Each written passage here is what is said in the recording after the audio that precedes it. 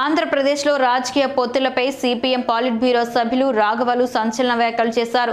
ఏలూరులో CPM party రాష్ట్ర committee సమావేశాలు నిర్వహించారు.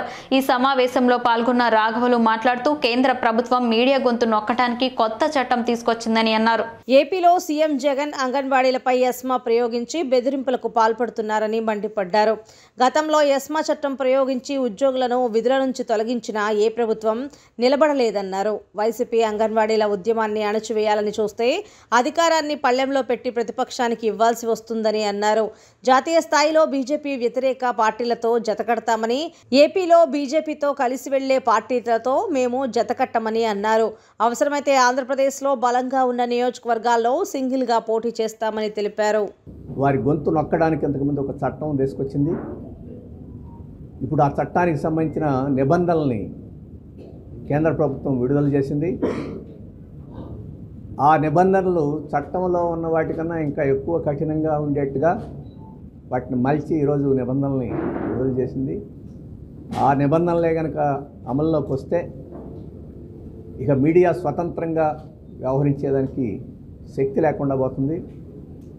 అధికారంలో ఎవరుంటే వారిని భజన చేయడం తప్ప మీడియాకు ఇంకొక పని ఉండని పరిస్థితి వస్తుంది. అన్నిటికన్నా మించి ఏంటంటే ఇక ఈ నిరంకుశత్వం ఆ కేంద్రంలోనే లేదు, కేంద్రం నుంచి రాష్ట్రాలకు కూడా దిగుమతి అవుతుంది. ఈ రాష్ట్రంలో వైఎస్ జగన్మోహన్ రెడ్డి ప్రభుత్వం అటువంటి నిరంకుశ పరిపాలన సాగిస్తున్నాడు. ఇప్పుడు తాజాగా అంగన్వాడీల మీద అటువంటి నిరంకుశత్వాన్ని ప్రయోగిస్తున్నాడు. ఇప్పటికే అస్మా కిందకి ఈ సేవలను తీసుకొచ్చారు. దాదాపు నెల కావస్తుంది.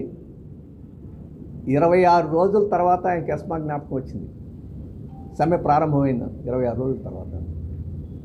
26 రోజులు పరిష్కారం చేయకుండా కాలయాపన చేస్తూ బెదిరింపులు చేస్తూ 26 రోజుల తర్వాత ఎస్మాని ప్రయోగించడానికి ఆయన సిద్ధం అవుతున్నాడు. ఈ లోపల ఎప్పుడో సమస్య పరిష్కారం. ఇది చాలా అప్రజాస్వామికం అని చెప్పేసి మేము భావిస్తున్నాం. అందుకని ఇటువంటి అప్రజాస్వామిక చర్యలకు పాల్పడిన వాళ్ళు ఎవరూ అధికారంలో కొనసాగలేకపోయారు. గతంలో జయలలిత గారు ఎట్లా అంటే ఉద్యోగుల మీద ఎస్మా ప్రయోగించి వేల మందిని ఉద్యోగాల నుంచి తొలగించింది. ప్రజలు ఆమెను అధికారం నుంచి తొలగించారు. ఈ ఉద్యోగులందరినీ ఉద్యోగాల్లోకి పెట్టేదానికి కొత్త ప్రభుత్వానికి అధికారం ఇచ్చారు. ఇటువంటి ప్రయత్నాలు గతంలో విఫలమైన దాన్ని సరైన గుణపాఠాలు తీసుకొని అణిచివేత కన్నా ఈ చర్చల ద్వారా దాని సమస్యను పరిష్కరించడానికి పూనుకోవాలని చెప్పేసి మేము డిమాండ్ చేస్తున్నాం. చేయండి, అప్పుడు మీకు రాజకీయంగా ఉపయోగపడుతుంది. ఈ సమస్యని ఎంత ఒత్తిడి చేసి అణిచివేయాలని ప్రయత్నం చేస్తే, ఎంత సాగలాలని ప్రయత్నం చేస్తే ఈ ప్రభుత్వానికి తీరని రాజకీయ నష్టం జరుగుద్ది. అధికారం కూడా కోల్పోవాల్సి వస్తుంది.